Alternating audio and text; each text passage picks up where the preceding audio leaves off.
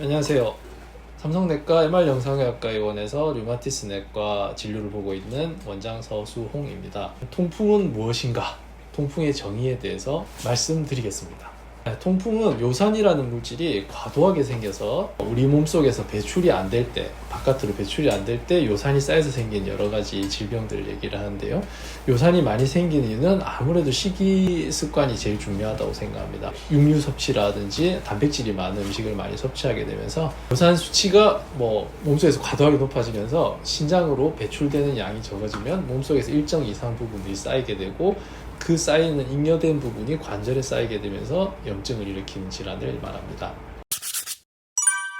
통풍에는 어떤 음식이 좋냐 안 좋냐는 질문을 많이 하시게 되는데, 통풍에 결론적으로 좋은 음식은 없습니다. 뭘 먹어서 통풍이 좋아진다 이런 건 없지만 통풍에 안 좋은 음식들은 굉장히 많게 되겠죠. 가장 대표적인 게 육류. 왜 어떤 분들은 소고기, 돼지고기 안 좋으면 오리고기는 괜찮지 않느냐 하는데, 오리나 닭 같은 조류도 육류에 속하고 요산을 높일 수 있습니다. 그리고 제일 중요한 건 음주.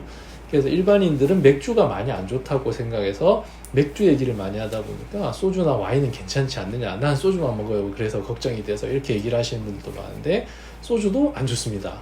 맥주는 그 자체가 요산을 많이 만들어내서 맥주가 대표적인 안 좋은 음식이라고 되어 있지만, 소주나 와인 같은 그런 알코올이 몸속에서 요산을 배출해내는 걸 방해하기 때문에 결국 몸속에서 레벨을 올리는 거는 똑같은 작용을 하게 됩니다. 그래서 알코올 종류는 대부분이 안 좋다고 알고 계시면 될 것 같습니다. 통풍의 대표적인 증상은 관절이 어제까지는 멀쩡했는데 하루 이틀 만에 갑작스럽게 열이 나면서 붓는 게 대표적인 증상입니다. 열감이 굉장히 심하게 되고 아파서 걷지 못할 정도로 많이 불편합니다. 혹시 제가 한 2, 3주 동안 꾸준하게 우리하게 아팠는데 이것도 통풍인가요? 하고 물어보시는 분이 있는데, 통풍의 전형적인 증상은 아닙니다. 그분이 통풍이 아니라고 할 수는 없지만 통풍의 전형적인 증상은 갑작스럽게 오고 치료를 하면 3일 정도에 좋아지고 치료를 하지 않아도 일주일에서 열흘이면 저절로 좋아지기도 하는 그런 특징을 갖고 있기 때문에 꾸준히 오랫동안 아픈 증상은 통풍하고는 조금 거리가 있다고 알고 계시면 될 것 같습니다.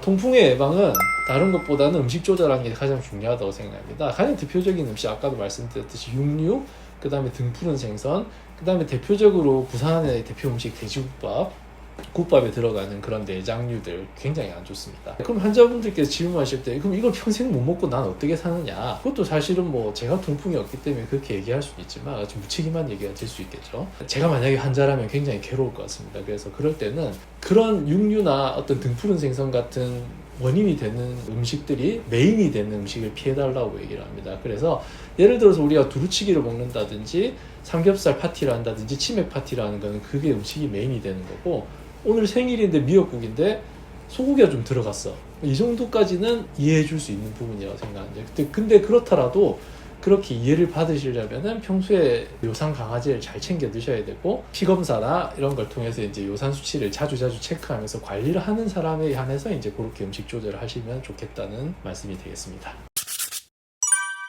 일단 통풍의 치료는 두 가지 패턴이 있습니다. 첫째, 불이 났을 때 불을 끄는 치료.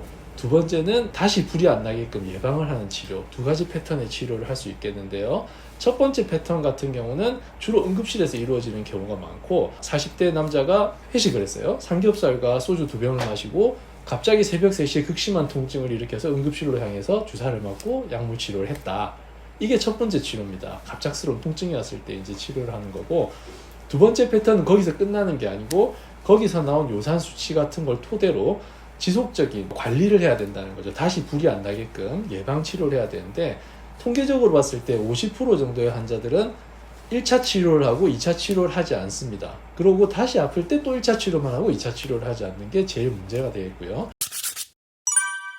통풍을 오랫동안 치료하지 않으면 어떤 합병증이 있을까요? 대부분은 통풍이 오래되면은 관절의 변형이라든지 관절 통증, 관절에 관련된 게 많긴 한데, 류마티스 내과 전문의나 내과 선생님들이 가장 걱정하는 부분들은 요산이 신장으로 배출이 되다 보니까 콩팥에 끼게 되어서 요로 결석을 만들게 됩니다. 그래서 콩팥에 돌을 만들게 되면 나중에 신부전증을 일으킬 수 있기 때문에 신부전증이 되면은 사실 발이 아프든 말든 발가락을 못 쓰게 돼도 사람이 사는 데는 지장이 없겠지만, 물론 그렇게 되면 안 되겠지만, 콩팥을 만약에 상하게 되면 이게 혈액투석을 해서 일상생활이 불가능하게 됩니다. 그렇게 되는 데까지 물론 시간은 많이 걸려요. 30대에 통풍을 하게 되면 50대 신장이 망가질 수도 있지만, 그걸 예방하지 않으면은 50대 이후의 삶이 되게 피폐해질 수 있기 때문에 꾸준히 요산 수치를 평균적으로 수치상으로는 6 미만으로 조절을 해달라고 하는데, 꾸준히 6 미만으로 조절한 사람은 신장에 아무래도 데미지가 덜 갈 거고, 관리하지 않고 항상 9, 10 이렇게 유지가 되시는 분들은 나중에 만성신부전으로 고생하게 됩니다. 신장에 대한 어떤 위험성이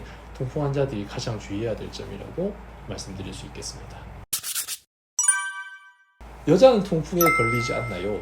이런 질문을 많이 듣는데, 질병 중에서 여성들이 많은 질병도 있고 남성들이 많이 걸리는 질병이 있는데, 유독 통풍 같은 경우는 남자분들이 한 8대 2에서 9대 1 정도로 여성분보다 많이 걸리는 걸로 되어 있는데, 그 이유는 아무래도 식습관, 술이나 음식에 대한 부분도 크게 작용을 하겠지만, 여성분들은 생리혈로 또 요산이 어느 정도 배출이 된대요. 매달 생리를 하다 보니까 그런 것도 여성분들한테서 발병률이 조금 낮은 그런 원인으로 알려져 있습니다. 폐경염 좀 위험해질 수 있겠죠. 근데 실제로 할머니들이 고기를 많이 안 드세요, 물론. 네, 식습관이 이제 젊은 남자들하고 많이 다르니까. 나이대가 대중이 없습니다, 사실. 네, 20대에도 잘 오고 50대에도 잘 오고. 20대 오면 재수가 없죠. 그때부터 음식 조절해야 되고, 50대에 걸리면 50대부터 조심하면 되니까. 최근에 우리 서구화된 식습관, 육류를 최대한 줄이고 채식 위주의 식단을 해주는 게 좋고, 만약에 가족력이 있거나 부모님이나 어떤 할아버지 할머니 쪽에 통풍이 있다면 100% 유전이 되는 건 아니지만, 그럼 나한테도 통풍이 올 수 있겠다는 생각을 갖고 음식 조절을 하시면 좋을 것 같은데, 육류, 내장류, 그 다음에 등푸른 생선같이 퓨린이 많은 음식들 조심하시고, 평상시에 물을 좀 자주 드시면은 소변량이 늘어나면서 요산이 또 씻겨 나가는 효과를 볼 수 있기 때문에 물 많이 드시고 규칙적인 운동하시고 퓨린이 많이 든 음식을 조심하시는 게 예방에 가장 도움이 되실 거라고 생각합니다.